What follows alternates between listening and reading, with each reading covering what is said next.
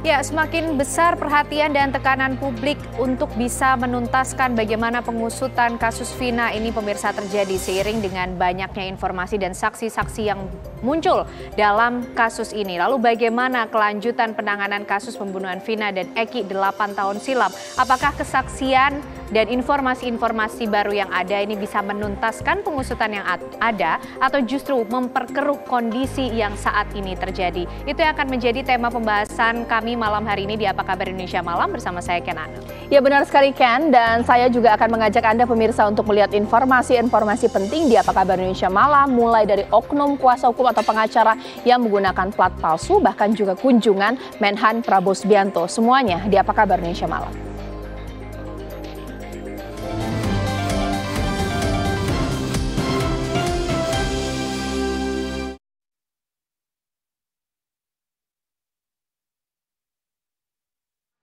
Kita buka perjumpaan kita malam hari ini pemirsa dari informasi Persib Bandung yang mengakhiri puasa juara Liga selama 10 tahun dengan menyabet gelar juara Liga 1 usai kembali menang di final leg kedua melawan Madura United pada Jumat malam. Ya, euforia luar biasa pun melanda kota Bandung pemirsa.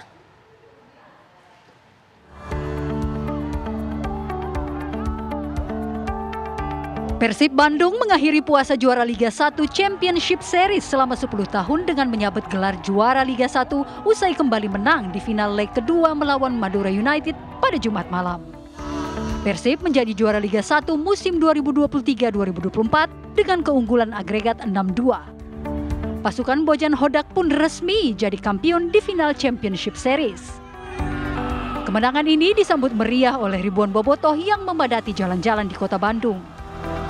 Mereka turun ke jalan untuk merayakan kemenangan dengan konvoi kendaraan, yel-yel, dan kembang api.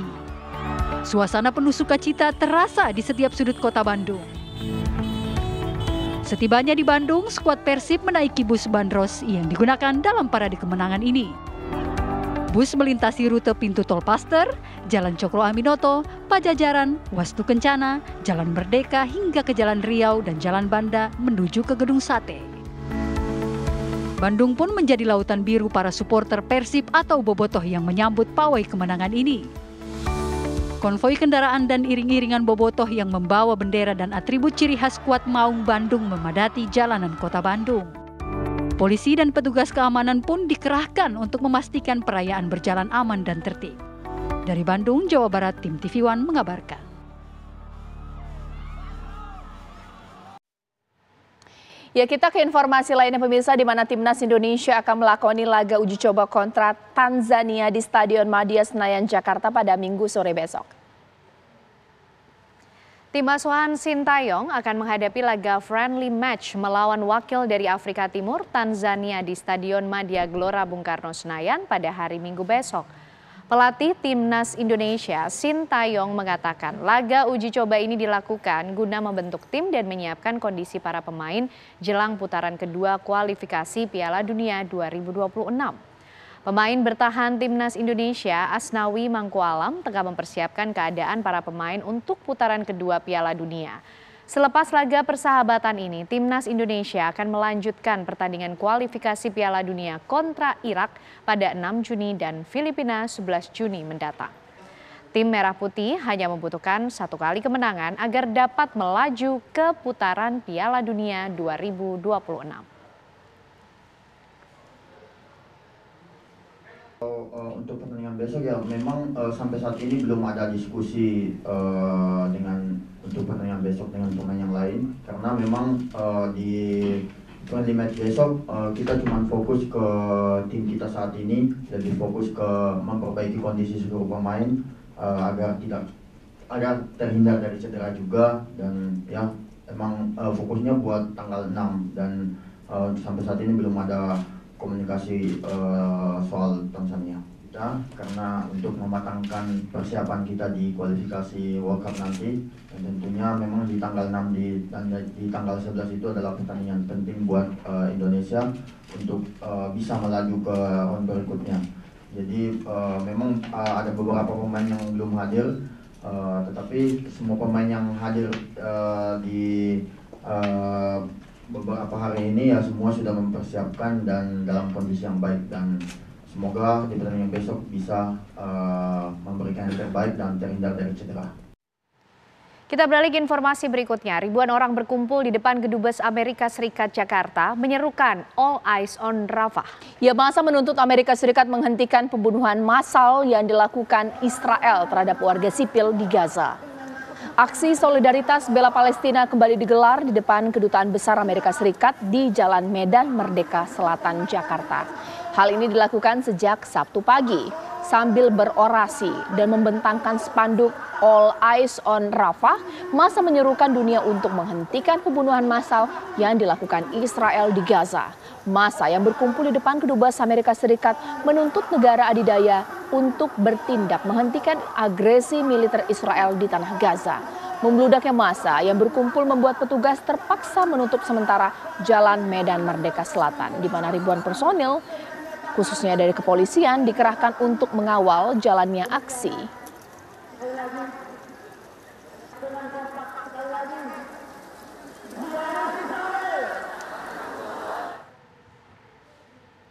Sementara itu ribuan warga Medan dan sekitarnya juga menggelar aksi solidaritas bela Palestina. Aksi terpusat di Masjid Raya Al-Masyun Medan, pemirsa.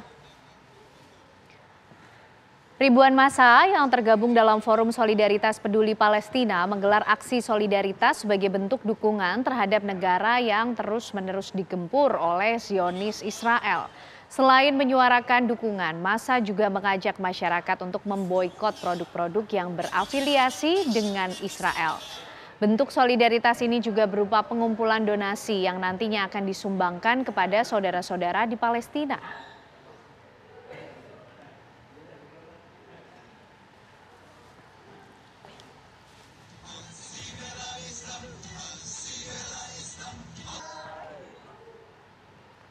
Sementara itu Presiden Joko Widodo mengecam serangan udara Israel ke Rafah Gaza Selatan, di mana kecaman disampaikan Presiden Jokowi saat mengunjungi Pasar Senggol di Kota Dumai, Riau. Kecaman terus mengalir terhadap Israel. Hari ini meski telah berulang kali disampaikan, Presiden Joko Widodo ingin mengulang lagi bahwa Indonesia mengecam keras serangan Israel ke Rafah.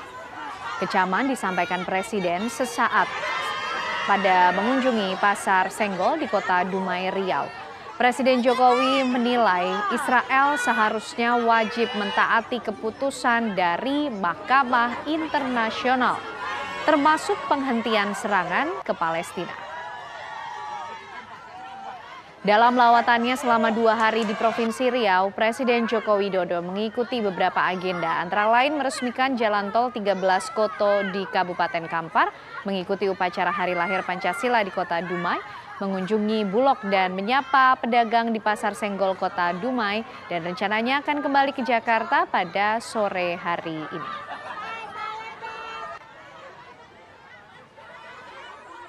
Sudah berkali-kali saya sampaikan, tapi saya ingin ulang lagi bahwa Indonesia mengecam keras serangan Israel ke Rafah.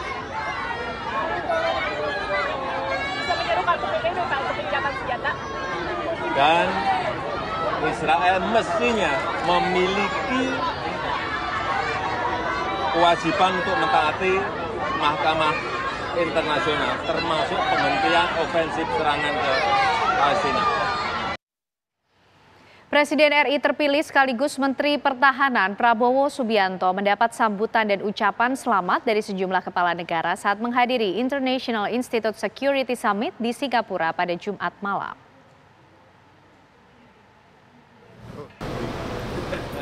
Presiden RI terpilih sekaligus Menteri Pertahanan Prabowo Subianto mendapat sambutan dan ucapan selamat dari sejumlah kepala negara saat menghadiri International Institute Security Summit di Singapura pada Jumat malam. Forum ini merupakan forum tahunan bergengsi antara pemimpin dan pejabat tinggi pertahanan mancanegara, regional, dan global antar negara. Sejumlah tokoh penting hadir seperti Menteri Pertahanan Belanda, Swedia, dan Kanada, lalu Deputi Perdana Menteri Australia, serta Menteri Pertahanan Amerika Serikat. Menhan Prabowo Subianto dijadwalkan menyampaikan sambutan khusus yang menyoroti peran Indonesia menjaga stabilitas keamanan di kawasan Asia Tenggara pada Sabtu sore ini. Kehadiran Prabowo dinilai untuk menunjukkan komitmen Indonesia pada kerjasama internasional di bidang keamanan dan memperkuat posisi sebagai kontributor stabilitas di tingkat regional dan global. Tim TV One mengabarkan.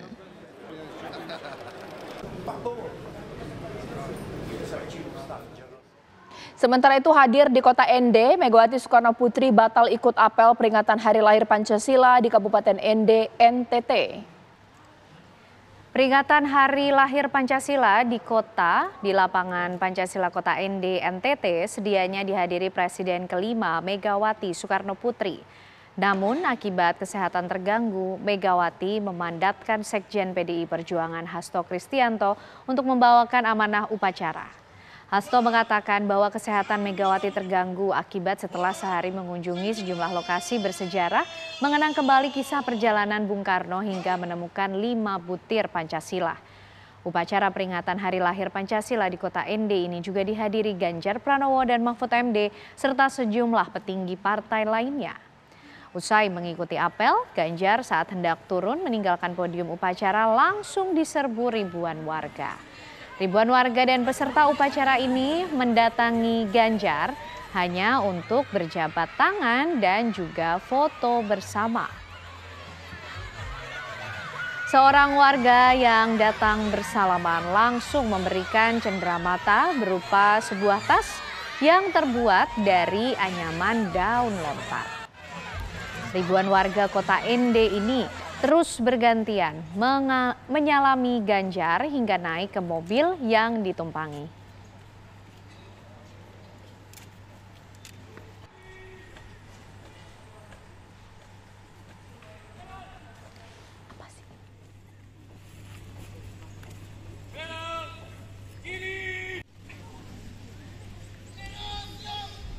Kepada Sang Merah Putih. Ya pemirsa, sejumlah informasi lainnya masih akan kami hadirkan untuk Anda khususnya dengan informasi seorang oknum pengacara yang menggunakan plat palsu sesaat lagi. Ya, Anda masih bersama kami di Apa Kabar Indonesia Malam. Pemirsa, Polda Metro Jaya menangkap seorang oknum pengacara karena menggunakan plat nomor dinas khusus dan kartu anggota Dewan Perwakilan Rakyat Republik Indonesia palsu. Dari tangan oknum pengacara berinisial HI tersebut, petugas menyita 3 mobil mewah yang menggunakan plat palsu.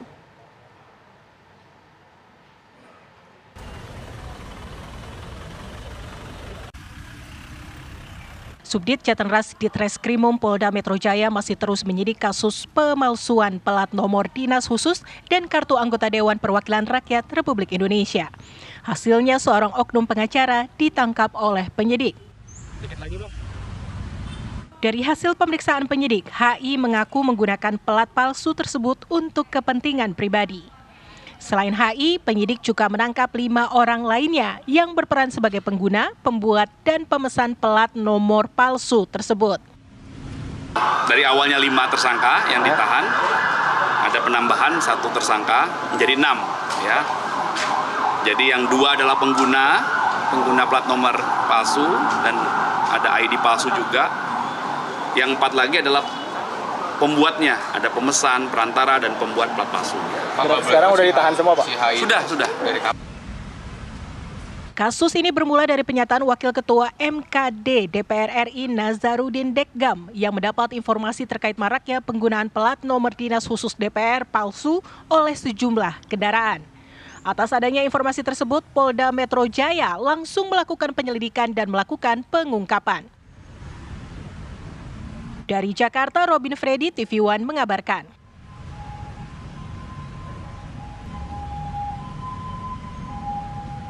Pemirsa, penyidik Polda Metro Jaya telah menyita 8 mobil mewah menggunakan nomor khusus anggota DPR RI dan kartu tanda anggota yang diduga juga palsu. Salah satu oknum diketahui seorang pengacara dengan inisial HI sebagai pengguna dari kendaraan plat palsu tersebut. Dan berikut laporan Atika Harahap, Mulia Rahman dari Polda Metro Jaya.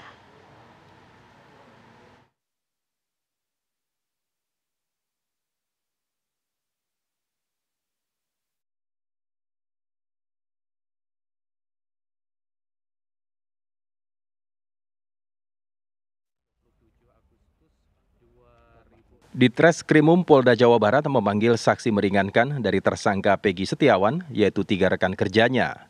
Pemeriksaan dilakukan di Mapolda Jawa Barat. Ketiga saksi yang dipanggil adalah Suharsono alias Bondol, Ibnu dan Suparman yang merupakan paman dari Peggy Setiawan. Ketiga saksi tersebut meyakini bahwa Peggy Setiawan alias Perong berada di Bandung saat pembunuhan Vina dan kekasihnya, bukan di Cirebon. Berarti Mas bersama Peggy waktu tanggal 27 itu? Iya, ada di situ. Peggy saya tahunya ada di Bandung. Ada di Bandung? Iya. Mas tadi HP-nya sempat diperiksa juga? Enggak ngerti HP. Sementara itu, kuasa hukum Peggy Setiawan, Tony RM, menyatakan saksi-saksi ditanya oleh penyidik sekitar 30-35 pertanyaan. Iya, itu untuk Bondol berarti ya? Iya, itu untuk Bondol. Dan untuk Ibnu hampir sama ya? Iya. 30. Enggak, Ibnu itu 35. 35. 3 pertanyaan. Iya. Oke, kalau untuk Pak Suparman? Pak Suparman hampir sama sih, 33 sampai 35 ya. Karena pertanyaannya posisinya di Bandung ya, seputar itu. Dan satu lagi, ini yang luar biasa. Ternyata sinkron. Ada 2 saksi lagi yang memang teman kerjanya Peggy Setiawan itu muncul. Ya. Pemeriksaan sendiri baru berakhir sekitar pukul 11 malam. Dari Bandung, Jawa Barat, tim TV One mengabarkan. Ya, informasi yang baru Anda saksikan pemirsa ini berkaitan dengan pemeriksaan saksi, yaitu teman dari Peggy Setiawan yang kemudian memberikan keterangan untuk pihak kepolisian. Ya, benar sekali. Sementara itu salah satu terpidana kasus pembunuhan Vina dan Eki, yakni yang telah bebas dari hukuman 8 tahun penjara, yakni Saka Tatal, mangkir dari pemanggilan pemeriksaan saksi penyidik Polda Jawa Barat. Ya.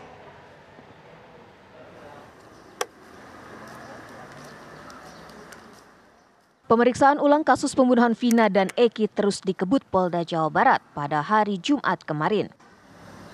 Salah satu terpidana kasus pembunuhan Vina yang telah bebas menjalani hukuman 8 tahun penjara, Saka Tatal, memilih mangkir dari panggilan pemeriksaan penyidik di Reskrimum Polda Jawa Barat. Dalam surat panggilan sebagai saksi, Saka Tatal dijadwalkan diperiksa pada hari Jumat kemarin di Mapolda Jawa Barat. Ia memilih tidak hadir dengan alasan tidak memiliki biaya transportasi dari Cirebon ke Bandung. Apa Mas nggak bisa hadir itu? Ya karena keluarga juga nggak punya uang buat ongkos ke sana, itu nggak ada. Sudah ada permintaan untuk dipindah ke sini, pemeriksaannya apa seperti apa? Ya paling kalau ini dari keluarga, kalau dari Cirebon nggak apa-apa. Maksudnya pengennya di sini? Iya, pengennya di Cirebon aja. Nggak ke Bandung? Nggak ke Bandung, soalnya masalah biaya apa. Pihak keluarga Saka Tatal meminta memilih pemeriksaan Saka dilakukan di Mapolres Cirebon Kota. Hal tersebut juga sudah disampaikan ke pihak penyidik melalui kuasa hukum, namun hingga kini belum mendapat tanggapan. Meski menolak diperiksa di Polda Jawa Barat dengan alasan tidak ada biaya perjalanan, pihak keluarga dan kuasa hukum Saka Tatal menjamin bahwa Saka Tatal tidak akan lari dari panggilan pihak kepolisian. Dari Cirebon, Jawa Barat, Ervan Septiawan, TV One mengabarkan.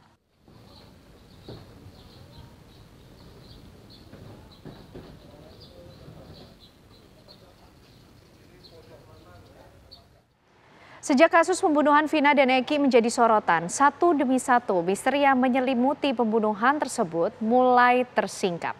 Ya, meski vonis palu hakim terhadap 8 orang terdakwa yang terlibat pembunuhan sudah berkekuatan hukum tetap, namun deretan fakta terus bermunculan dan kami pun merangkum sejumlah fakta kasus tersebut dalam sepekan terakhir.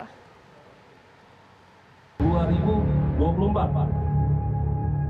Kemudian 22 Mei. Kasus hukum pembunuhan Vina dan kekasihnya Eki masih menjadi sorotan publik dalam sepekan terakhir. Peristiwa pembunuhan yang terjadi di Cirebon, Jawa Barat tahun 2016 silam itu memasuki babak baru usai salah satu DPO bernama Peggy Setiawan alias Perong ditangkap polisi.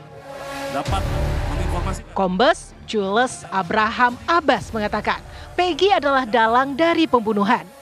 Peggy disebut menyusun rencana untuk menghabisi kedua korban menggunakan kayu, batu, dan senjata tajam. Namun, pernyataan tersebut langsung dibantah oleh Peggy Setiawan saat konferensi pers pada Minggu 26 Mei pekan lalu. Di hadapan wartawan, Peggy mengaku menjadi korban fitnah dan rela mati atas pernyataannya tersebut. Saya tidak pernah melakukan itu, Pak. Saya tidak pernah melakukan itu. Saya tidak pernah melakukan itu, Pak. Saya bukan otak. Saya bukan pembunuhan. Agar tertib, rekan-rekan. Ya, tunggu. Saya rela mati. Tunggu, sabar ya. Tidak. Sabar. Ya. Kami persilahkan. Jadi nama gaul saya. Saya tidak pernah melakukan pembunuhan itu. Ini fitnah. Saya rela mati. Saya rela mati, Pak. Tidak. Sudah. Ya, rekan-rekan, tolong tertib. Nanti kita sama-sama mendengar. Dalam konferensi pers, secara mengejutkan, kepolisian turut menyatakan DPO dalam kasus pembunuhan Vina dan Eki hanya satu orang, yakni Peggy Setiawan. Direktur Reserse Kriminal Umum Polda Jawa Barat Surawan menegaskan tidak ada DPO lain selain Peggy dan jumlah tersangka kasus pembunuhan hanya 9 orang. Menurut Surawan, setelah dilakukan penyidikan mendalam, ternyata 2 nama yang sempat disebutkan, yakni Andi dan Dani, tidak ada. Padahal sebelumnya polisi telah mengungkapkan ada 3 tersangka yang masih buron dari total 11 orang. Mereka adalah Dani, Andi, dan Peggy alias Perong.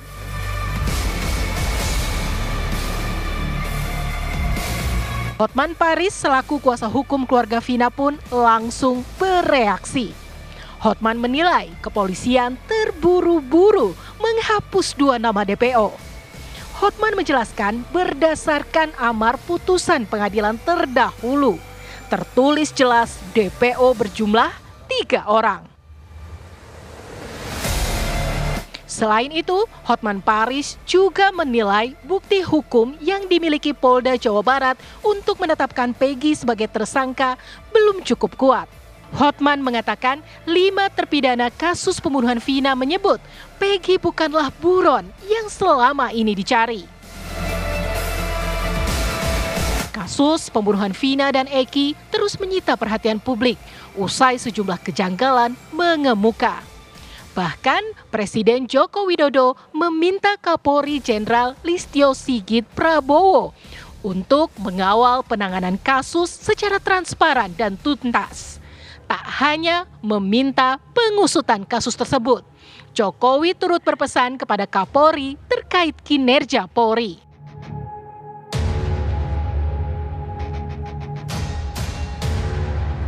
Mabes Polri akhirnya memberikan pernyataan soal perkembangan terkini kasus Vina setelah Presiden Jokowi bereaksi. Kadif Humas Polri, Irjen Sandi Nugroho menjelaskan, penghapusan 2 DPO terjadi karena belum memiliki yang cukup kuat terkait keterlibatan keduanya dalam kasus pembunuhan Vina dan Eki. Berdasarkan keterangan para saksi, 2 nama DPO yakni Andi dan Dani adalah fiktif.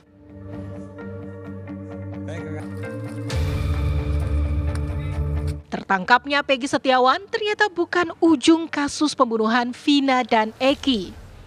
Sejumlah fakta baru pun bermunculan. Linda yang ramai disebut sebagai sahabat Vina akhirnya muncul ke publik.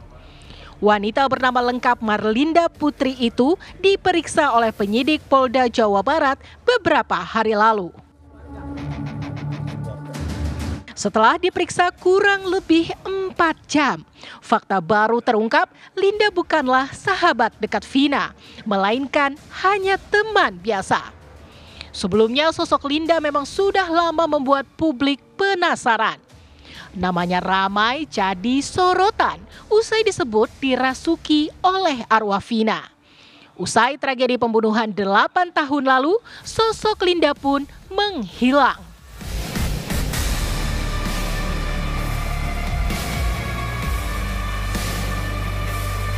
Seiring fakta-fakta baru bermunculan, Polda Jawa Barat bergerak cepat.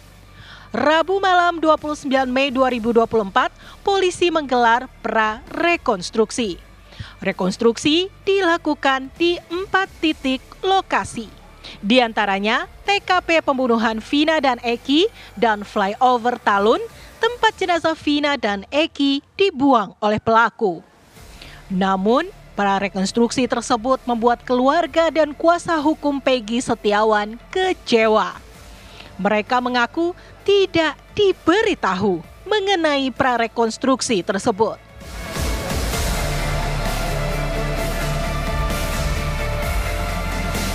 Sejak viralnya kasus pembunuhan Vina dan Eki menjadi sorotan, satu demi satu misteri yang menyelimuti kasus pembunuhan Vina dan Eki mulai tersingkap.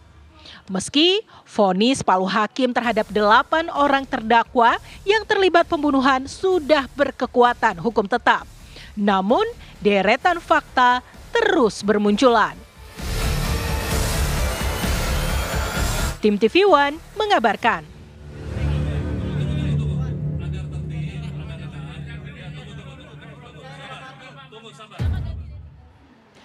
Dan pemirsa, saat lagi rekan saya Ken Ana akan mengajak Anda untuk melihat dialog menarik. Ada apa, Ken? Betul sekali. Usai jeda pemirsa, kami akan menghadirkan perbincangan untuk Anda seiring dengan munculnya begitu banyak informasi dan juga kesaksian ataupun keterangan dari nama-nama baru yang menjadi saksi dalam kasus pembunuhan Vina dan Eki. Apakah ini akan bisa menuntaskan, meluruskan, atau justru menjadi semakin kusut penuntasan kasus ini? Pemirsa, sesaat lagi kami hadirkan perbincangannya untuk Anda. Kasus Vina kembali menjadi sorotan. Kasus pembunuhan sepasang kekasih yakni Vina dan Eki yang terjadi 8 tahun lalu kembali menjadi atensi dari Presiden Joko Widodo. Jokowi meminta Kapolri mengusut kasus ini sampai tuntas. Diketahui sebanyak 8 pelaku telah menjalani vonis, 7 pelaku divonis seumur hidup, dan 1 pelaku telah bebas setelah menjalani kurungan pidana selama 4 tahun karena mendapat remisi dari putusan pidana sebelumnya 8 tahun penjara. Sementara itu, Peggy Setiawan, salah satu DPO sejak 8 tahun lalu, telah ditangkap pada 21 Mei lalu. Seusai ditangkapnya Peggy, sejumlah saksi mulai bermunculan. Satu di antara saksi mata yakni Aep yang mengaku berada di lokasi kejadian 8 tahun lalu silam dan melihat insiden pembunuhan tersebut. Fakta ini sebelumnya tidak muncul pada 8 tahun lalu. Tidak hanya itu, saksi juga datang dari 3 rekan Peggy yang bekerja sebagai sesama kuli bangunan. Ketiganya diklaim menjadi saksi kunci keberadaan Peggy saat peristiwa tersebut terjadi. Seiring munculnya sejumlah saksi dan semakin banyaknya informasi yang muncul, semakin besar perhatian dan tekanan publik terhadap pihak berwenang untuk kembali memberikan keadilan bagi korban dan keluarganya. Lantas, bagaimana kelanjutan kasus ini? Apakah dengan munculnya saksi-saksi baru akan memudahkan polisi menuntaskan kasus yang terjadi 8 tahun lalu yang masih meninggalkan kejanggalan?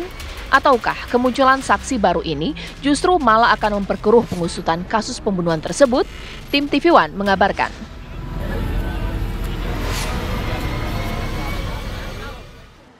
Ya, masih bersama kami di Apa Kabar Indonesia Malam pemirsa. Seiring dengan munculnya informasi terbaru, nama-nama baru kemudian yang menjadi saksi dalam kasus pembunuhan Vina dan Eki yang sudah terjadi pada 8 tahun silam. Kasus ini menjadi semakin menarik untuk diikuti pemirsa.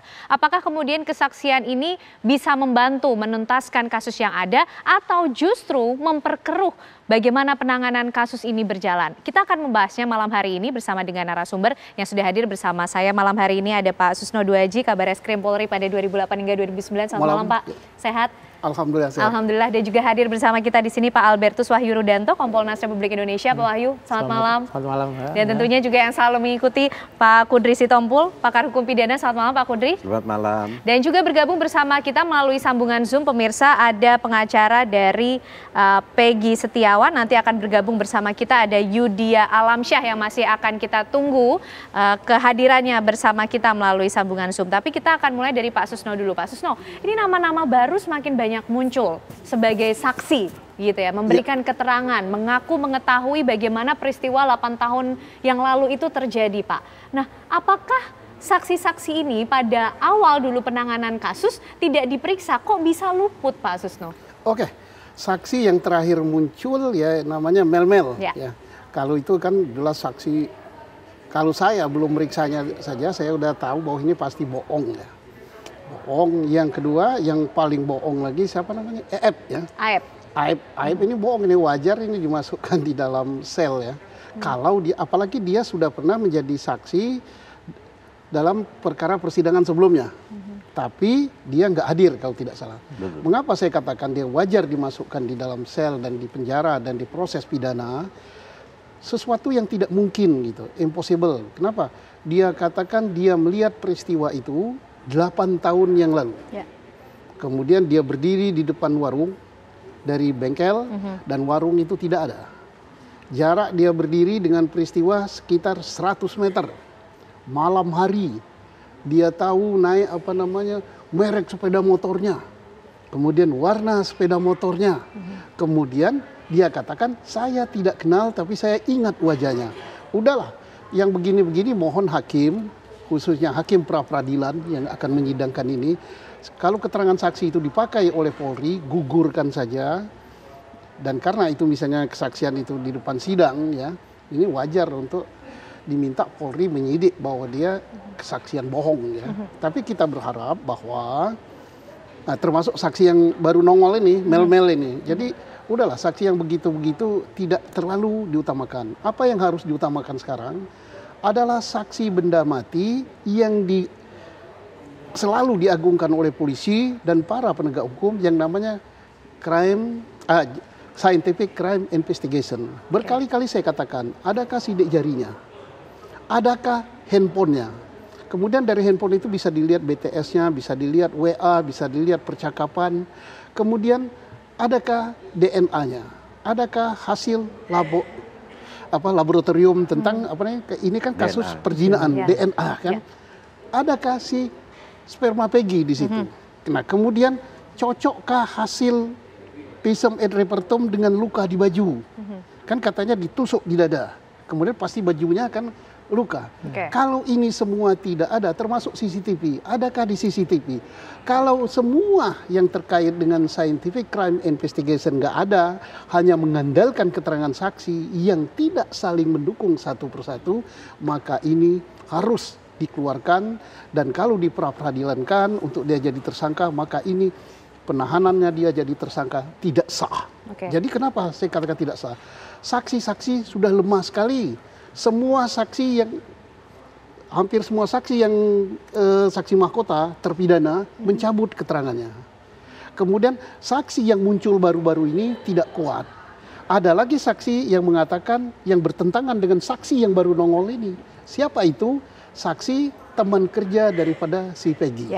Nah, kemudian kita hargai si Polri. Berkali-kali saya katakan saya hargai. Kenapa? Setelah berhasil menangkap Peggy. Kalau Peggy tidak diragukan lagi. 1000%. Karena ibunya mengatakan betul dia Peggy, betul anak saya, raportnya Peggy, segala macam Peggy, betul. Tapi yang jadi persoalan sekarang bukan nama Peggy-nya. Apakah ini pelaku pembunuhan dan perkosaan? Ini yang belum bisa dibuktikan. Nah lalu bagaimana juga dengan Aep ini, tadi kalau Pak Susno bilang, nampaknya polisi tidak harus menitik beratkan pada kesaksian Mel-Mel dan juga Aep. Tapi nyatanya polisi juga terus mendalami keterangan dan juga kesaksian Aep sampai kemudian diperiksa, Pak Susno. Bagus sekali, karena polisi kan meriksa itu tujuannya kan bukan ingin menghukum si Peggy kan. Ingin membuat perkara ini jadi terang, pidana benar apa tidak, pelakunya siapa. Jadi dengan mengetahui misalnya prarekonstruksi, keterangan saksi, polisi akan membuang, wah Aep ini harus ditendang, Mel-Mel harus ditendang. Kemudian prarekonstruksi, mudah-mudahan prarekonstruksi jalannya bagus. Bagaimana bagus? Artinya kalau prarekonstruksi, karena tersangka Peggy menolak bahwa dituduh sebagai pelaku, disangka sebagai pelaku, maka si Peggy jangan memerankan. So, kalau memerankan gimana? Wong menolak kok memerankan. Kalau dia ada di dalam peran itu berarti jelas rekayasa. Dan punya hak juga, untuk itu ya Pak Susno ya? Ini juga supaya tidak berkepanjangan, tidak berlarut-larut. Saya yakin Polri sangat menunggu kapan pra-peradilan ini dilakukan. Mengapa Polri menunggu gitu? Penyidik kan ingin terbuka. Hasil kerjanya ingin diuji di pengadilan. Jangan sampai nanti, mudah-mudahan di sini tampil atau mendengar siapa namanya, advokatnya, pengacaranya Peggy. Jangan dari kemarin akan pra-peradilan. Dari kemarin ya, jadi namanya advokat akan ya, nggak jalan-jalan. Lama-lama perkara ini sidang. Polisi akan sedih gitu, Polri sedih, kok nggak dipra gitu. Kalau dipra kan diuji di pengadilan. Ya, baik. Pak Wahyu, melihat bagaimana kinerja Polri kemudian menangani kasus ini ya Pak Wahyu, karena nampaknya semakin besar perhatian dan tekanan publik untuk bisa memberikan keadilan bagi korban maupun juga bagi keluarga korban. Nah, kalau Pak Wahyu melihat sendiri bagaimana kinerja Polri sejauh ini, termasuk juga Presiden Jokowi sudah memberikan perhatian khusus, kasus ini harus dibuka secara transparan. Jadi begini, sesuai misi Kompolnas, sesuai amanah undang-undang kan kita sebagai pengawas fungsional, tugasnya itu menjaga marwah Polri agar bisa profesional. Itu dulu, sehingga yang dilakukan Polri harus benar dulu. Nah, kasus ini menarik karena begini, yang pertama saya ingin agak flashback ya, kejadian 2016 dan 2004 itu eranya berbeda. Zaman itu medsos belum seramai ini. Medsos Indonesia itu mulai ramai 2019 ketika pemilu, kemudian ketika COVID adanya Zoom dan sebagainya. Sehingga beda yang pertama. Yang kedua, yang dihadapi sekarang ini ada dunia nyata, dunia maya. Itu dua dunia ini sekarang ada semua. Lalu yang ketiga saya ingin sampaikan juga, yang dihadapi sekarang ini satu agenda institusi, agenda Polri sesuai dengan tupoksinya. Dua, ada agenda publik, netizen ini punya agenda sendiri. Satu lagi ada agenda media yang juga dengan dinamikanya sangat ruwet. Nah, sehingga kami betul-betul mengawasi Polri, maka tadi betul Pak Susno, scientific crime investigation adalah kuncinya. Pertama itu. Kedua, saya kira kritik yang sangat besar terhadap Polri kasus ini itu harus jadi bahan pelajaran. Artinya harus hati-hati betul, jangan sampai mengulang kesalahan yang sama. Saya kira ada adagium lebih baik membebaskan 1000 orang bersalah daripada menghukum 1 orang tidak bersalah. Intinya harus hati-hati. Nah, sehingga tadi yang saya sampaikan Pak Susno tadi kan beliau kan memang pakar di bidang itu dan secara empirik beliau memang bidangnya saat itu tahu persis. Kami awasi terus protapnya. Yang kami sarankan awalnya kan audit investigasi. Kami kemarin sempat ke Bandung, kebetulan salah satu komisioner kami Pak Yusuf ke sana, langsung ketemu dengan Kapolda, dengan Irwasda, dengan Direskrim dan penyidik yang dulu dan penyidik yang sekarang. Itu ketemu semua. Kita diskusi panjang lebar, kemudian kesimpulannya memang dari 3 DPO sesuai yang tercatat itu, mereka yakin yang 2 ini nggak ada barangnya, nggak ada orangnya.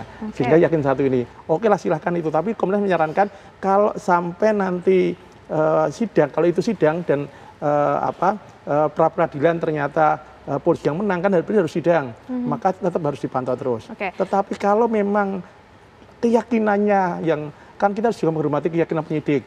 Penyidik yakin, kita hormati. Kalau memang itu yakin, ya sudah diputuskan itu saja. Jangan kemudian mengada-ada itu. Tapi kemudian Pak Wahyu, yang menjadi perhatian atau mungkin pertanyaan publik dari yang awalnya 3 DPO, kemudian yang 2 dihapus. Ini saja kan sudah menimbulkan kegaduhan di tengah publik, Pak Wahyu.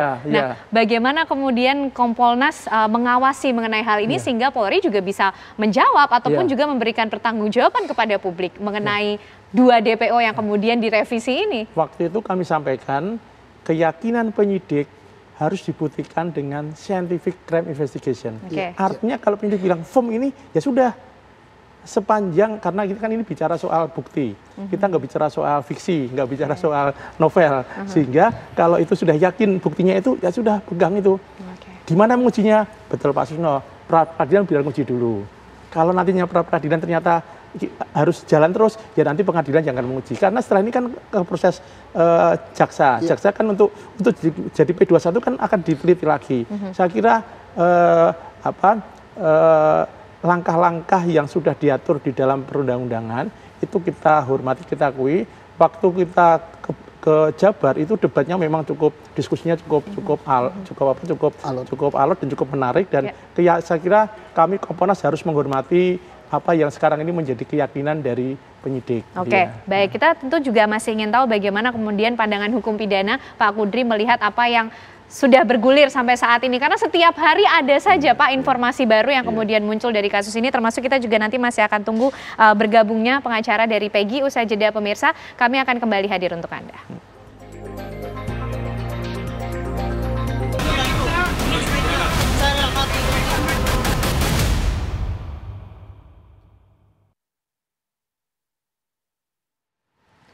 Ya, kita akan kembali membahas pemirsa bagaimana penanganan kasus pembunuhan Vina dan Eki 8 tahun lalu yang sampai saat ini masih terus bergulir, bahkan semakin menarik untuk diikuti karena banyak kesaksian dan nama-nama baru yang muncul memberikan keterangan. Dan sudah bergabung bersama kita malam hari ini juga pengacara dari Peggy, ada Mas Yudi Alamsyah. Selamat malam Mas Yudi. Selamat malam. Ya, mungkin kita mulai sebelum nanti Pak Kudri juga memberikan tanggapan. Mas Yudi, sejauh ini apa kemudian poin-poin yang coba ingin disampaikan dari Peggy dalam kasus ini? Karena semakin banyak Mas kesaksian yang muncul, nama-nama baru yang muncul, yang kemudian menimbulkan persepsi, menimbulkan spekulasi juga di masyarakat. Iya, kemarin kan kita juga 3 orang teman dari Peggy ya, dipanggil oleh penyidik Polda Jabar. Ya makanya kita mau tidak mau kan harus tetap menghargailah panggilan dari Polda Jabar. Makanya kami coba untuk mendampingi juga biar mereka juga terlindungilah hak-haknya, gitu, Mbak. Oke. Baik, Mas Yudi, tapi begini, yang kemudian tadi juga menjadi pertanyaan dari bapak-bapak di sini. Ada kemudian rencana akan mengajukan pra-peradilan. Ini yang kemudian ditunggu oleh banyak mata, Mas Yudi. Sejauh mana langkah yang sudah dilakukan? Iya, kami pasti akan melakukan upaya itu, upaya pra-peradilan. Makanya kita juga kan perlu proses, Mbak. Ya, kita dalam menyusun dengan tim, kita juga kan tidak gegabah lah. Kita bikin gugatan pra-peradilan ya, makanya kita beberapa kaji, sharing dengan rekan-rekan advokat. Kalaupun memang kita sudah fix, sudah kita anggap cukup, ya insya Allah di minggu depan kita akan. Oke, Mas Yudi, kalau ini belum dianggap cukup, lalu apa lagi yang ingin ditunjukkan dari Peggy, klien Anda, dalam kasus ini? Ya kami sih kemarin juga kan sudah menunjukkan teman-teman Peggy yang kerja di Bandung. Tuh, ini menyatakan bahwa Peggy pada saat peristiwa tersebut posisinya sedang ada di Bandung, sedang kerja. Nah kemarin kan saksi-saksi yang 3 itu ya emang dari pihak kepolisian mengetahuinya, lalu dipanggil. Kita juga kan nggak bisa menutupi lagi kalau sudah ada panggilan. Oke, artinya kan ini sebenarnya tidak perlu ditutupi karena tujuannya adalah memberi kesaksian untuk klien Anda, Peggy, begitu Mas Yudi. Ada lagi kah kemudian nama yang akan memberikan kesaksian? Cukup sih Mbak, karena itu juga kan menandakan bahwa klien kami itu pada saat kejadian itu berada di Bandung sedang bekerja. Makanya kesaksian ini ya perlu kami juga tuangkan dalam berita acara di penyidik. Kalau kita cuma berbicara Peggy ada di Bandung, Peggy di Bandung tanpa ada kesaksian kan jadi suatu pertanyaan juga lah. Apa benar apa tidaknya. Makanya kita yang 3 ini kita antarkan, kita dampingi bahwa benar mereka itu ada pada saat kejadian. Peggy ada dengan teman-temannya sedang bekerja di Bandung. Oke, Pak Kudri, kalau lihat apa yang kemudian rencana yang sudah tadi disampaikan oleh Mas Yudi sebagai pengacara Peggy dan juga tadi beberapa yang sudah disampaikan Pak Susno dan juga Pak Wahyu, bagaimana Pak Kudri melihatnya? Ini kemudian apa yang harus diselidiki ulang ataupun juga diaudit ulang dalam proses penanganan kasus Vina? 8 sudah menjalani vonis. Sekarang yang menjadi concern adalah nama Peggy. Ya, ini kan ada beberapa hal yang berbeda ya. Kita bicara kebenaran substansial dan kebenaran formal. Nah, kebenaran formal ini yang ingin diuji itu kan melalui pra-peradilan. Apakah proses ya penyidikan itu ya, mulai penetapan tersangka, penangkapan, penahanan dan seterusnya itu sesuai dengan aturan yang diatur atau tidak. Misalnya ya, untuk menetapkan tersangka kan harus berdasarkan 2 alat bukti. ya kan? Nah, itu kan nanti diuji, ya kan? Nah, alat buktinya itu apa? Nah, tadi maksudnya Pak Susno ini, ya kan, dengan dimajukan pra peradilan, pasti kan akan diinikan karena saksi kan. Nah, keterangan saksi itu ya jangan berdasarkan hanya keterangan yang ada di BAP, ya. Mesti fairnya orang yang bersangkutan itu didengar keterangannya di sidang pra peradilan, itu akan diuji ya, kebenaran ya, karena orang memberikan keterangan yang tidak sebenarnya, yang mengarang akan ketahuan, karena keterangannya itu kan harus sesuai dengan keterangan saksi yang lain, keterangan dengan alat bukti yang lain, dengan keterangan keadaan circumstance itu, keadaan lingkungan kejadian itu gitu ya. Jadi ketahuan lah kalau bahwa itu jadi yang dikatakan ini, kita daripada kita ribut-ribut aja, ya udah kita uji di depan ini. Juga kita terbuka, misalnya alat bukti apa sih yang dimiliki oleh kepolisian yang sekarang ya. Kita nggak bicara ngeluh, ini kan untuk menetapkan si Peggy itu bagi tersangka, kan mesti ada 2 alat bukti juga. Apakah alat bukti surat misalnya, dia tunjuk, polisi menunjuk keputusan pengadilan, padahal isi keputusan pengadilan itu kita tahu banyak yang diragukan, ini gitu loh ya. Tetapi kan secara formal penyidik kan bilang, Pak, ini ada bukti surat, ya, katakan, tapi itu akan terjadi perdebatan. Nah, jadi yang kembali lagi mengenai saksi bermunculan, saksi yang bermunculan silakan saja. Ya kan, asal setiap orang yang memberikan keterangan kesaksian kan dia selain apa yang dia lihat, apa yang dia dengar, dia mengalami sendiri, ya kan. Jadi oke lah, dia katakan saya lihat, ya, saya mendengar. Tapi ketika dia mengalami itu, keadaan itu kan diuji. Ya misalnya ya tadi kalau menyambung keterangannya itu si siapa AF dan Mel. Bukan, satunya lagi siapa? Linda. Bukan Dede apa siapa yang Oh iya, Dedi. Itu ya. Misalnya dia bisa jelas memberikan keterangan selain yang kita ragukan ya, bahwa dia dari jauh malam dia gitu kan, itu keterangan itu. Dan ini kan diduga ya, kalau dilihat dari rekonstruksi, dia eksekusinya itu kan bukan di tempat lokasi yang terjadi kecelakaan itu.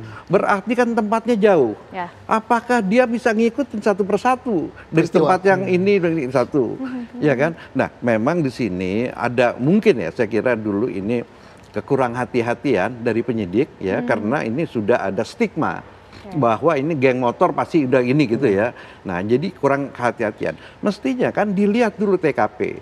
Ya, saya kira bagi setiap penyidik ya, salah satu pelajaran yang pertama yang diajarkan oleh penyidik itu, TKP itu sangat penting. Itu adalah bukti diam. Dan karena sekarang, karena udah teknologi kemajuan yang scientific crime investigation itu sangat penting sekali. Apa betul tempatnya yang ditunjukkan itu ya, ada bekas bercak darahnya. Ya kan akan di ini kan mesti dilihat apa betul lokasinya itu persisnya di mana, eksekusinya ini. Nah, nanti kalau ada orang yang satu dia jelaskan, dia bilang bagaimana mungkin Anda bisa ngikutin gitu satu. Nah, kalau misalnya alibi berdasarkan empiris, jarang orang berani berbohong kalau dia menjadi alibi. Karena dia merasa dia benar. Dia bisa menjelaskan walaupun dibolak-balik, ya diputar-putar, dia karena benar, dia akan bisa menjelaskan posisinya dia gini. Tapi kalau orang yang memberikan keterangan yang tidak benar dan dia berpihak kepada salah satu, ya, apakah itu dia berpihak kepada korban atau katakan dia saksi yang memberatkan atau dia saksi yang meringankan, ya kan, kalau dia mengarang, dia akan ketahuan dengan lingkungan itu. Ya, jadi saya kira kalau bermunculan ya baik saja ya polisinya itu untuk menguji ya. Polisi itu kan ada insting keenam bahwa ini orang bohong. Ya nggak Pak Susno? Ya, kok ini benar gitu loh. Nggak usah pakai lie detector lah. Baik. Gimana Pak Susno menguji keterangan saksi-saksi baru, termasuk tadi yang juga sudah disampaikan oleh Mas Yudi soal plannya kan seperti apa di pra peradilan? Menguji yang paling bagus adalah pra peradilan karena diuji oleh hakim, tapi dengan syarat hakimnya betul-betul netral. Kenapa? Kita akan mempersoalkan bahwa dia ini tidak wajar dijadikan tersangka. Untuk menjadikan tersangka, penjelasan Pak Sitompul tadi udah bagus sekali. Minimal 2 alat bukti yang saling berhubungan. Nah sekarang alat bukti itu harus dibuka kepada publik. Kalau sudah di pengadilan dibuka, oh alat buktinya apa? Minimal 2 saksi. Nanti 2 saksi itu akan dipanggil di sidang pra-peradilan. Oh didukung alat bukti apa saintifik apa? Apakah sidik jari, apakah darah, laboratorium, apakah sperma, apakah CCTV, apakah dari HP. Nah, dibuka ke pengadilan. Kalau sudah terbuka begitu, hakim menilai cukup 2 alat bukti untuk menentukan dan jadi tersangka, perkara jalan. Kemudian kalau tidak cukup, maka tidak boleh dijadikan tersangka, maka Polri akan bebaskan. Polri sangat terbuka, senang sekali dengan Polri. Tetapi kita mohon ini pengacaranya jangan tiap hari akan melulu. Masih nunggu 3 saksi dari ini. Bukan untuk pra-peradilan itu bukan 3 saksi yang dari mana, dari yang akan didatangkan dari Bandung. Itu sudah masuk ke materi persidangan. Advokat-advokatnya kan banyak. Segeralah disidangkan sebelum perkara ini masuk ke pengadilan, disidangkan materinya. Nah, apa yang harus dituntut di pra-peradilan? Bahwa ini tidak memenuhi syarat dijadikan tersangka. Kan penetapan tersangka tidak memenuhi syarat. Apakah tidak memenuhi syarat? Karena tidak cukup bukti. Nah, cukup gitu aja nanti dibuka. Jangan harus nunggu mendatangkan saksi ini, mendatangkan saksi ini. Kita hargai, bagus dia mendatangkan saksi ini, saksi itu, tetapi dalam rangka melengkapi berita acara untuk sidang materi pengadilan bahwa kliennya benar. Tapi ini udah masuk materi. Kalau pra-peradilan sampel sekali. Kenapa harus berminggu-minggu harus tampil di TV akan melulu? Kenapa Mas Yudi akan melulu? Kenapa tidak disegerakan saja upaya pra-peradilan yang ingin ditempuh? Iya, Mbak. Kendala kita itu ingin sih cepat. Cuman satu kendala, kita hanya bisa menjenguk itu di hari jenguk, yaitu Selasa dan Kamis. Nah, di luar hari itu kami tetap tidak diperbolehkan. Apa kaitannya dengan jenguk pra-peradilan? Makanya kemarin kita baru bisa dapat tanda tangan kuasa untuk pra-peradilan itu pada hari Kamis. Makanya kita masukkan lagi, kita susun draftnya. Ya mudah-mudahan sih di awal minggu depan kita bisa memasukkan. Karena kita emang kendalanya itu tim yang dari Cirebon ke sana ke Bandung itu kalau nggak salah di hari Rabu itu kita ditolak, tidak bisa ketemu. Mas Yudi, harus ngikutin jadwal. Mas Yudi, apakah jadwal penjengukan untuk bertemu dengan Peggy ini cukup mempengaruhi proses penyusunan berkas untuk pra-peradilan yang ingin diajukan? Padahal kalau sudah cukup yakin dengan saksi-saksi yang dibawa, dengan keterangan yang ada, seperti apa? Kenapa harus masih menunggu lagi? Nampaknya ini tidak menjadi hal yang sulit untuk dilakukan. Ya, kalau saksi yang kemarin itu sambil jalan, Mbak. Itu sambil jalan, makanya kami juga kan ini kalau kuasa untuk pra-peradilan kan harus kuasa khusus. Nah, makanya kami juga mengajukan kuasa baru. Kuasa baru kemarin kan banyak advokat yang ingin masuk. Nah, kita tetap menghargai, kita kuasa awal itu dirubah untuk pendampingan dan kuasa untuk pra-peradilan ini kan harus kuasa khusus untuk mengajukan gugatan pra-peradilan. Mas Yudi, nah, kendalanya setelah kita menyusun, ya gimana Mbak? Ya itu kan berarti masalah internal ya di tim Mas Yudi. Tapi kan ini publik menunggu loh Mas, karena tekanannya juga semakin besar, perhatiannya semakin besar untuk kepastian dari Peggy ini. Banyak loh Mas pertanyaan yang muncul di publik. Lalu bagaimana kemudian kuasa hukum ini juga bisa memberikan keterangan yang pasti yang bisa dipertanggungjawabkan sehingga tidak bola liar ini semakin besar di tengah-tengah masyarakat. Iya, makanya itu kendala kita itu kemarin itu, Mbak. Kita untuk pra-peradilan ini kan syaratnya kuasa. Ada surat kuasa khusus untuk mengajukan gugatan pra-peradilan. Nah, kita karena pengacaranya semakin banyak, kita selektif cari yang bersedia ataupun kompeten untuk melakukan gugatan pra-peradilan, kita masukkan. Begitu kita siap, kita pernah dua kali ke Polda itu ya ditolak untuk bisa bertemu dengan Peggy gitu. Bahkan kuasanya pun sempat kita titipkan ke rekan yang di Bandung untuk jarak lebih dekat lah. Nah, itu baru dapat itu di hari Kamis gitu. Baik. Ya insya Allahnya sih di minggu depan, di awal minggu depan itu kan kita bisa masukkan lah. Karena kendala juga kalau kita kuasa belum ditandatangani tapi sudah masukkan gugatan pra peradilan kan dasarnya nggak ada itu, Mbak. Oke, baik. Itu kalau kendala yang disampaikan oleh Mas Yudi. Pak Wahyu, kita juga pengen tahu kalau dari Kompolnas kemudian pasti mengikuti lah ya, selalu mengecek ulang apa yang kemudian dilakukan oleh pihak kepolisian. Apakah juga ada kendala dalam menangani kasus ini? Apa yang kemudian disampaikan? Termasuk tadi juga koreksi, penyidik harus lebih berhati-hati kalau kata Pak Kudri. Semula kan memang ada kendala di internal Polda, kemudian kan dari Mabes menyampaikan akan turun memberikan bantuan taktis dan teknis dan sudah dilakukan, kemudian itulah hasilnya, itulah keyakinannya. Tetapi kemudian kan dari pihak Peggy, ini nggak benar ini kita peradilan, semakin itu cepat, semakin itu clear, kami juga Kompolnas juga enak kan, karena bagi Kompolnas ini semakin ini berlarut-larut, kesannya polisi nggak kerja. Padahal sebetulnya yang kita inginkan polisi itu maunya profesional. Selama ini kita konsultasi terus lah dengan diskusi terus dengan kepolisian apa kendalanya, dan selama ini kendala itu sudah bisa diatasi, sehingga harapan kita sesegera mungkinlah ada kepastian, setidaknya kepastian pra peradilan. Begitu itu clear, nanti kepastian bagaimana kita akan pantau, karena perdebatan 3 menjadi 1 itu kan ini kan sekarang pertaruhannya polisi. Ketika polisi nanti bisa meyakinkan itu, ya kita akan berikan angka jempol. Tetapi kalau itu nanti bermasalah kan berarti ada yang harus diperbaiki. Saya kira kritik masyarakat ini, apalagi suara netizen itu kan sangat banyak. Dan kami sampaikan bahwa suara netizen itu jangan dijadikan sebagai ancaman, justru itu vitamin. Karena itu menjadi masukan-masukan yang tidak ada menjadi masuk semua. Saya kira polisi sudah berbenah lah. Tapi masyarakat juga harus ngawal, jangan hanya Kompolnas. Dan Kompolnas ikut mengawal ini terus, jangan sampai kerja yang lainnya itu jadi negatif hanya gara-gara dianggap ini nggak jalan. Di samping pengawalan ada prosedur yang harus juga dilakukan, tentu, begitu ya Pak Wahyu. Karena secara hukum ini nggak bisa, hukum kan nggak bisa kira-kira, harus kepastian ya. Betul. Nah, kita akan membahas lebih lengkap lagi pemirsa untuk Anda. Kita jeda dulu, sesaat lagi kami kembali hadir untuk Anda.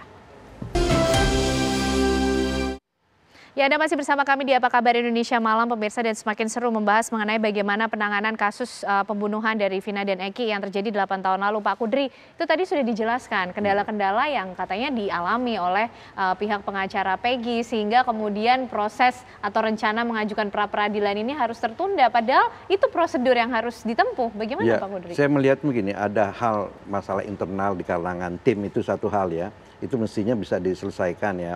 Kan bisa dengan kuasa substitusi selesai itu ya, nggak usah harus semuanya orang gitu ya. Nah tapi yang saya menarik ini mungkin Pak Wahyu ya, karena kan kita dengar sendiri bahwa pengacara ini mendapat kesulitan. Padahal kan menurut KUHAP ya kan, itu kan pengacaranya itu setiap saat ya kan. Jadi saya kira apa benar itu ada kesulitan. Kan begini Pak Wahyu, ini kan sudah mendapat perhatian dari Presiden. Menurut saya ini sangat teguran yang keras loh ya Pak Susno ya. Kalau sampai Presiden membuat pernyataan di publik. Kalau misalnya Presiden punya perhatian, paling dia minta pembantunya tolong ini sampaikan ke Kapolri yang benar tuh, selesaikan pasti gitu. Tapi ini udah selesaikan ini gitu loh ya. Karena ini kan di masyarakat ini ada logika yang menurut masyarakat, logikanya yang ada di kepolisian ini tidak bisa diterima dengan logikanya publik gitu loh, ya kan, dengan ini. Jadi saya kira ini kan saatnya ya ini juga karena kepolisian ini kan milik kita bersama gitu ya. Jadi kepolisian itu juga coba lebih lebih transparan ya, bukan ini bahwa semua apa yang dilakukan kepolisian itu memang benar sudah ini. Misalnya kan begini Pak, ya kan. Mestinya itu kan apakah ya katakanlah nggak usah diaudit lah, apa dahulu itu sudah sesuai dengan aturan yang aturan mengenai Kapolri itu ya, mengenai manajemen penyidikan gitu ya. Nah memang ini mungkin ya sering diabaikan bahwa ketika sprindik itu turun, kan mestinya menurut SOP itu ya tim yang ditunjuk itu kan membuat perencanaan penyidikan. Ya, dia akan menentukan bahwa perkara ini pembuktiannya mudah, sedang dan sulit. ya kan? Nah, kalau misalnya sudah dibunuh itu kan berembuk. Nah, kita ingat di dalam setiap pembunuhan ya yang tidak ada saksi dan korban, ya karena pembunuhan pasti korban meninggal, itu kan tidak bisa mengandalkan keterangan saksi aja. Kan mesti diinikan. Kita masih ingat ya beberapa kejadian seperti yang beberapa tahun yang lalu di Bali, yang pembunuhan anak kecil itu yang ternyata kan orang yang terdekat, ya kan? Ya, karena akhirnya polisi itu ada rasa penasaran, dia membawa anjing pelacak ke rumahnya. Jadi itu ternyata pembunuhnya orang yang terdekat gitu loh. Ya. Nah, misalnya waktu ini, ya kenapa pada waktu itu yang saya katakan tadi, TKP-nya itu kan nggak pernah diuji sebenarnya itu. Kan kalau misalnya TKP misalnya itu teruji, ya kan, ya katakan itu kalau katakan barang buktinya itu pada waktu itu nggak terlalu sulit ya, darahnya masih ada, masih ini. Dan anjing pelacak itu bisa ini. Anjing pelacak itu dengan bukti misalnya kayak itu, ini kan kepada saksi-saksinya. Dia orang diem aja, anjingnya akan nunjukin ke siapa sebenarnya kan berbohong. Jadi saya katakan gini Pak, jadi secara keseluruhan ini ya bahwa hukum itu logis Pak, ya. Jadi ini gitu ya. Jadi sesuatu yang tidak logis itu akan dipertanyakan sama ini. Gitu. Jadi saya kira gini Pak, mungkin Pak undanglah ya kita misalnya kita melakukan eksaminasi, tapi jangan hanya semata-mata kepolisian karena memang ini sekarang kan juga ada instansi yang lain, ya, penuntut umum dan kejaksaan. Saya kira itu ya. Nanti mungkin sebelum Pak Wahyu menanggapi, saya penasaran juga dengan Pak Susno. Kalau soal mencocokkan bagaimana logika polisi seperti yang disampaikan Pak Kudri dengan logika publik nih Pak, ini kan harus ada jawaban ya antara gap tersebut Pak Susno. Nah kalau berdasarkan pengalaman Pak Susno sendiri, pada saat dulu menjadi Kabar Reskrim, bagaimana sih sebenarnya prosedur pemeriksaan suatu perkara, apalagi kasus pembunuhan, termasuk juga penyidikan hingga penanganannya? SOP-nya sudah tertuang di dalam Perkap Kapolri 2009 kalau nggak salah ya, lupa saya nomornya, waktu saya itu merumuskannya, saya ingat persis. Persis seperti yang beliau katakan nanti, antara lain ada semua itu. Dan saya yakin ini ada something yang tidak diterapkan untuk penyidikan pertama. Dan itu sudah diaudit oleh beliau ini. Oleh Kompolnas bersama dengan tim audit dari Polri. Saya hormat sekali, senang sekali dengan Polri. Mereka sudah proaktif mengaudit jalannya penyidikan yang terdahulu. Kemudian examination namanya. Kemudian ditambah juga dengan sekarang Polri telah memantau, mengawasi penyidikan yang sedang berjalan sekarang. Karena sekarang kan ada penyidikan untuk yang namanya PEGI. Kan? Nah, PEGI inilah supaya tidak membuat blunder. Sekarang ada dua masalah yang dipertanyakan. Bagaimana penyidikan yang lama sampai dengan ada orang yang dihukum, dipidana seumur hidup, dia mengaku tidak melakukan itu. Nah, ini harus diselidiki. Pengacaranya yang harus berbuat. Apa yang dilakukan pengacara untuk membela orang-orang yang masuk ini. Bukan Polri lagi nih.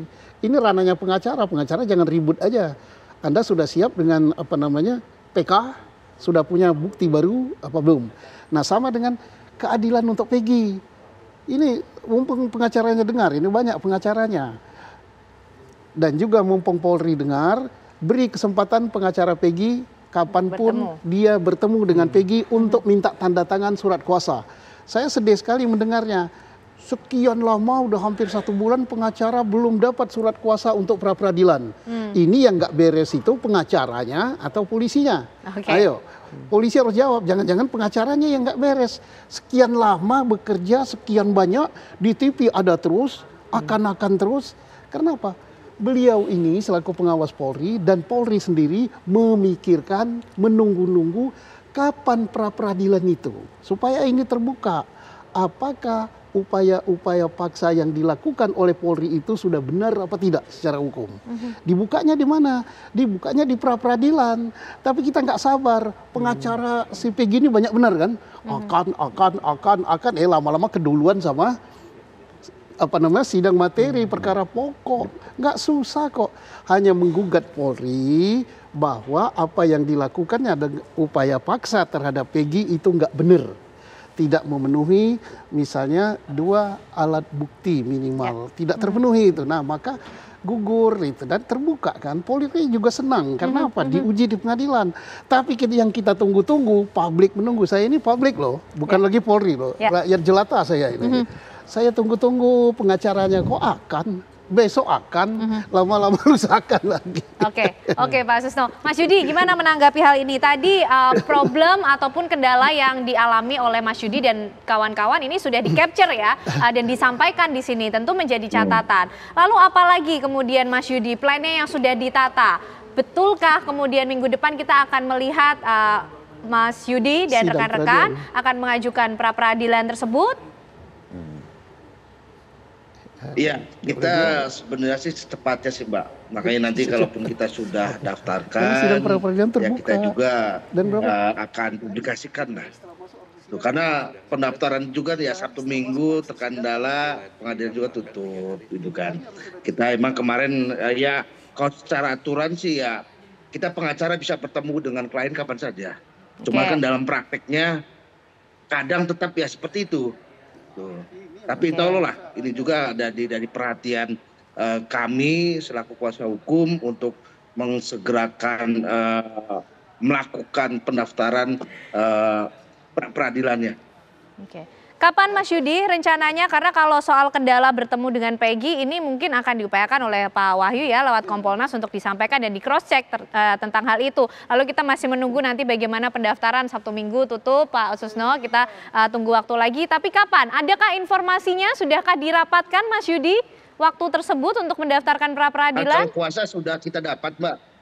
Kuasa itu sudah dapat kemarin dari kami sore kalau nggak salah. Kita sudah dapat. Makanya sekarang sedang cross check untuk gugatannya saja sih. Kita juga kan ini bukan perkara sembarang, makanya kita harus benar-benar teliti biar tidak ketletok kitanya gitu Mbak. Oke, baik. Pak Wahyu, bagaimana nih kalau tadi kan kita sudah menangkap apa yang menjadi problematika yang katanya dirasakan oleh tim pengacara dari Peggy dan ternyata surat kuasa itu kemudian sudah mendapatkan tanda tangan. Tapi kemudian yang juga ada beberapa poin koreksi menjadi catatan yang perlu juga untuk disampaikan dan diawasi dari pihak kepolisian sendiri, Pak Wahyu. Ya, karena kami sudah komitmen mengawal, kesulitan tentu akan kami dorong ya untuk bisa ada solusinya. Tadi sampaikan Pak Kodri, Pak Susno dan dari publik, saya kira itu masukan untuk Polri. Saya ingin cari catatan Pak Kapolri atensi terhadap ini. Penjelasan dari Pak Kapolda, hampir tiap hari Pak Kapolri menanyakan Pak Kapolda. Jadi sebetulnya yang disampaikan Pak Jokowi itu betul memang itu dalam tanda petik tamparan, tetapi kami dalam tanda petik yaitu catatan dari kami refleksi untuk reminder terus untuk kami. Jadi tadi yang disampaikan oleh Pak Kodri, audit itu juga akan menemukan kesalahan yang lalu, kemudian jangan sampai terulang. Itu kan tujuannya itu. Kan kesalahan itu memang yang salah kan dihukum, tetapi kan tujuan utamanya adalah memperbaiki kesalahan. Tadi kesulitan saya kira pra-peradilan itu kan untuk menguji, kalau nggak salah menguji formal, uji formal kan. Saya kira ada upaya paksa dilakukan. Saya kira kalau itu sesegera mungkin agar tidak berlarut, harapan Pak Presiden ini kan sebenarnya menyuarakan suara publik Pak. Nah saya kira juga harus kita hormati, kita dorong, kita apresiasi dalam bentuk komitmen. Jadi kalau masing-masing dari kita nggak punya komitmen, kita cuma maju mundur juga nggak ada gunanya. Jadi saya kira kita sama-sama lah Mbak, kita kawal, tapi kita juga mendorong apapun kesulitan, kami sesegera mungkin, kami janji Kompolnas akan segera mengkomunikasikan apa betul kesulitan itu dan jangan sampai kesulitan itu muncul sampai lagi ke publik, maka akan segera kami sampaikan. Apalagi juga didengar oleh saya kira teman-teman di Polda juga mendengar ini dan saya kira kesulitan itu akan segera teratasi. Saya kira. Oke, kesulitannya sudah mulai bisa dibuka satu persatu di sini. Kita juga masih ingin tahu bagaimana langkah-langkah dari masing-masing pihak tentunya dalam kasus ini. Usai jeda kami kembali untuk Anda pemirsa.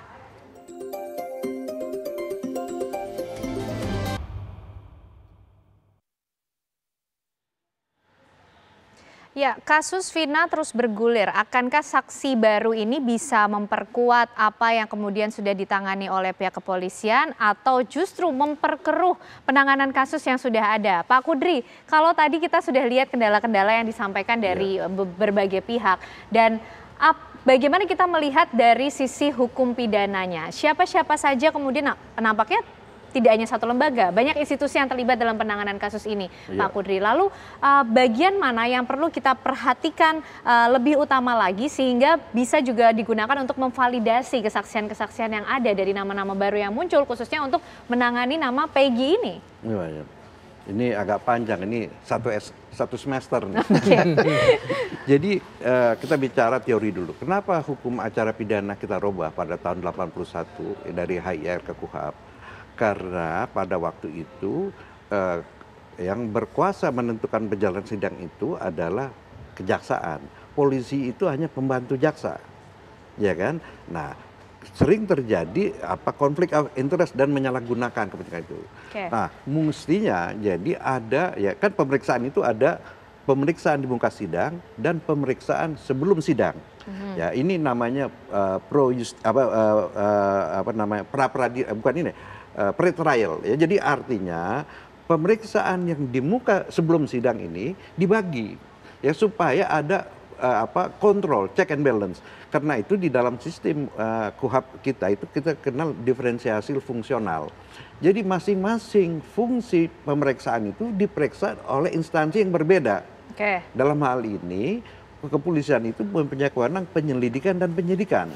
Dan ini disupervisi oleh penuntut umum. Karena yang berhak untuk mengajukan perkara dengan berkas ini penuntut umum. Penuntut umumlah yang mempunyai kewajiban untuk membuktikan apakah surat dakwaannya dia yang didasarkan oleh penyidikan itu benar. Ya, jadi sebelum sampai ke berkas itu ke sidang kan ada proses yang namanya P21 itu. Artinya penuntut umum itu yakin bahwa pemberkasan yang dilakukan oleh penyidik itu benar. Kalau tidak benar, ya dia akan kembalikan supaya diperbaiki. Ya, kalau misalnya tidak bisa, dia nggak berani limpahkan ini. Nah, begitu juga ya di dalam sidang pengadilan itu hakim itu ya bukan mempercayai surat tuntutan, dia menguji di muka sidang karena betul nggak ya surat dakwaan itu terbukti ya dengan tuntutannya itu terbukti atau tidak. Karena ini kan untuk kepentingan kebenaran. Jadi saya kira dalam kasus ini ya karena kalau kita lihat bahwa kalau misalnya polisinya salah ya terus diikuti kesalahan berikutnya penuntut umum ke penyidik ini. Nah, ini begini juga ini kan mungkin juga suatu evaluasi bagi kita semua. Ini jangan ada karena ya teman gitu loh ya. Ya polisi berteman dengan penuntut umum. Jadi ini mesti memang kita dengan diferensiasi fungsional ini kita betul-betul laksanakan. Karena sistem hukum acara kita ini adalah adversarial system. Jadi suatu sistem peradilan pidana berdasarkan pembuktian, bukan berdasarkan keterangan ini. Jadi saya kira mungkin pada saat ini kita sekarang harus strict ya bahwa ini ini walaupun kita teman-teman kerjaan berbeda, begitu saya kira mesti kita pelajaran sekarang kita melaksanakan betul-betul sistem diferensiasi fungsional itu kita laksanakan secara konsisten. Baik, Pak Wahyu, itu juga sudah dilakukan oleh Kompolnas mengenai bagaimana kemudian melakukan audit. Ini juga ada banyak diferensiasi fungsi yang kemudian harus ditegakkan, harus dicek ulang dan juga harus dilihat secara tertib lagi dalam menjalankan fungsinya masing-masing. Memang kewenangan Kompolnas kan hanya ngawasi polisi. Dan dengan audit ini kita tahu kelemahannya sehingga jangan sampai diulang. Tadi betul Pak Susno, Peggy-nya betul, tapi apakah Peggy pelaku atau tidak itu yang sekarang akan kita uji. Kalau itu nanti terbukti dan secara scientific crime investigation juga terbukti, kan kita akan lega. Artinya ini clear, harapannya Pak Presiden yang menjadikan suara publik itu clear.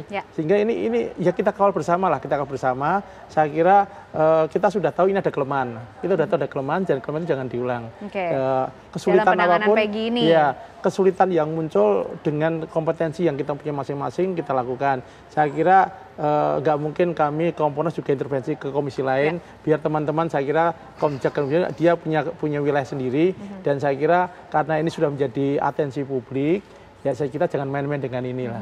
Jadi, harus super hati-hati dalam dan itu jangan main-main, artinya jangan dianggap ini sebagai suatu apalagi filmnya sudah ditonton 6 juta orang lebih, jangan dianggap sebagai suatu entertainment, tapi ini adalah kasus hukum yang harus diselesaikan secara hukum. Betul Pak Kardi, karena hukum kita bicara soal bukti bukan soal cerita, bukan soal fiksi, bukan soal tadi apa ada yang kusur dan sebagainya. Saya kira cerita-cerita itu kita abaikan semua lah, kita bisa bicara bukti gitu. Baik.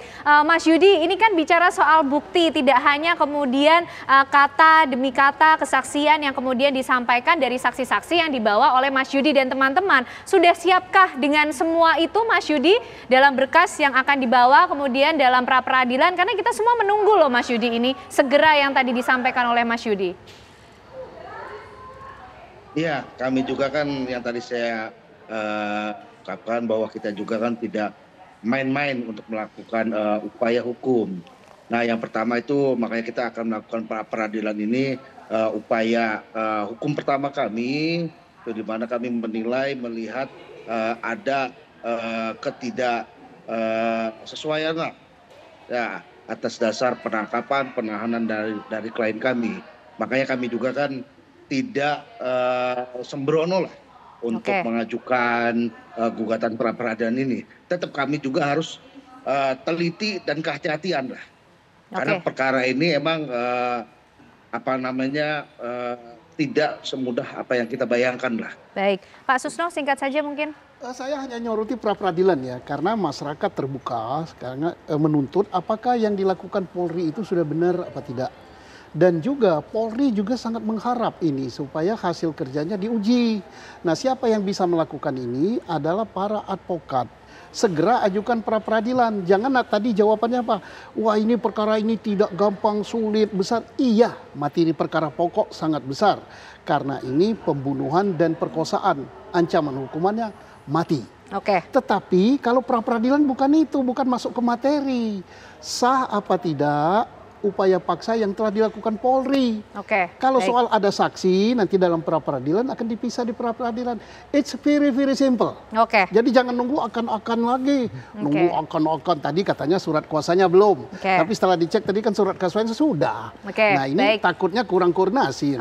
Baik. Segera Mas Yudi. Kita tunggu ya momen pra-peradilan itu. Cuma 1 menit aja ya. Jadi gini, ini harapan publik ini ada di penasihat hukum. Jadi kita kan di dalam perkara ini ini aspirasi publik ini hanya bisa disalurkan melalui penasihat hukum. Jadi dalam hal ini kita jangan nyalahin kepolisian aja gitu. Penasihat hukumnya yang salah. Baik, semua tentu punya fungsi dan partnya, bagiannya masing-masing. Kita tunggu nanti bagaimana pra-peradilan untuk penanganan kasus Vina dan Eki, terutama dari Peggy yang kemudian menunggu bagaimana penanganan berikutnya dalam kasus ini. Terima kasih Bapak-Bapak semuanya, Pak Susno, Pak Wahyu, Pak Kudri dan juga Mas Yudi malam hari ini sudah bergabung bersama kami di Apa Kabar Indonesia Malam. Pemirsa, sesaat lagi kami masih akan kembali hadir untuk Anda.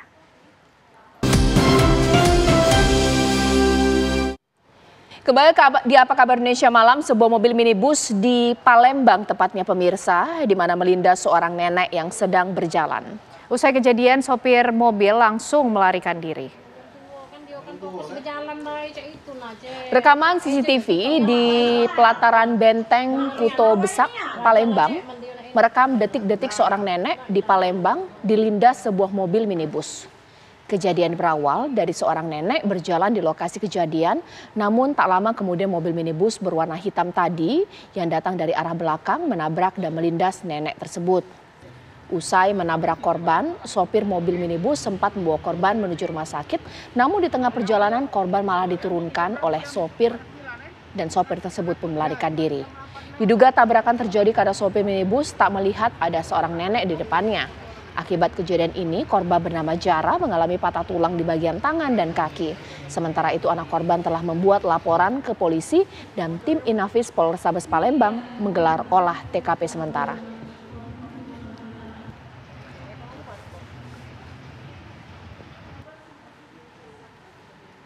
Kecelakaan melibatkan 3 kendaraan terjadi di Klaten, Jawa Tengah. Ya, kecelakaan diduga akibat sopir salah satu kendaraan mengantuk. Di mana video amatir warga memperlihatkan kejadian kecelakaan di Jalan Raya Penggung Jatinom, tepatnya di Desa Padas, Karanganom, Klaten, Jawa Tengah. Kecelakaan melibatkan minibus, truk, dan sepeda motor. Kecelakaan ini bermula ketika minibus dikemudikan Asep, warga Karawang, melaju dari arah timur menuju Jatinom. Di arah belakangnya ada sepeda motor dikendarai Andre, warga Klaten. Sebelum kejadian, mobil tersebut tiba-tiba pindah lajur ke kanan. Sedangkan pada saat bersamaan dari arah berlawanan muncullah sebuah truk bermuatan pasir.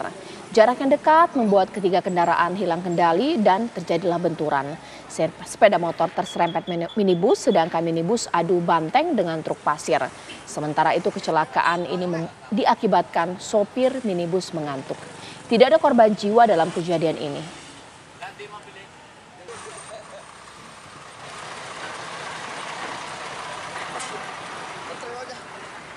Pemirsa, aksi penusukan seorang tukang parkir kepada korban penjaga toko terjadi pemirsa, tepatnya di Pasar Belek, kawasan Sunter Agung, Tanjung Priok, Jakarta Utara. Hal tersebut diduga karena pelaku tersinggung saat ditegur oleh korban untuk tidak duduk di depan tokonya.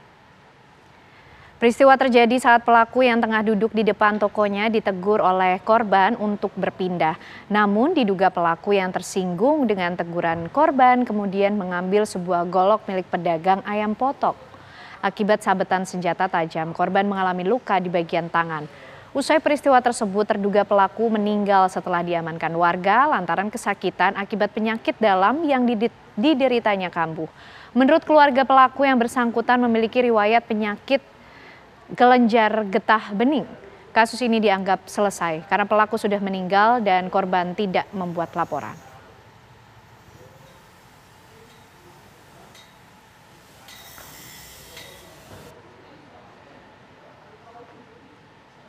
Seorang wanita di Yogyakarta tewas setelah melakukan suntik payudara di sebuah salon kecantikan.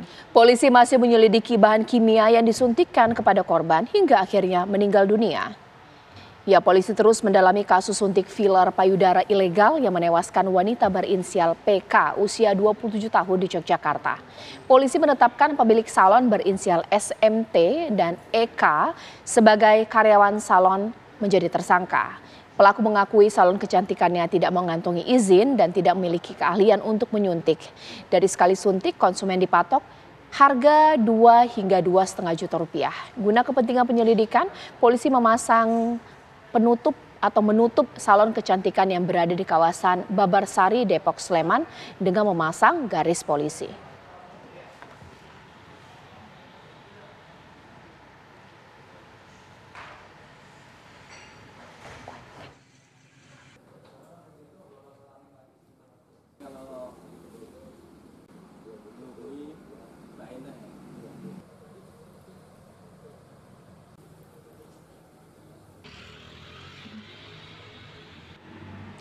Ya, informasi tadi sekaligus menutup Apa Kabar Indonesia Malam. Sesaat lagi Anda dapat menyaksikan kabar utama bersama Tiso Noveni. Saya Cece Anissa. Saya Ken Ana dan teman-teman yang bertugas di Apa Kabar Indonesia Malam pamit. Terima kasih, selamat malam, sampai jumpa.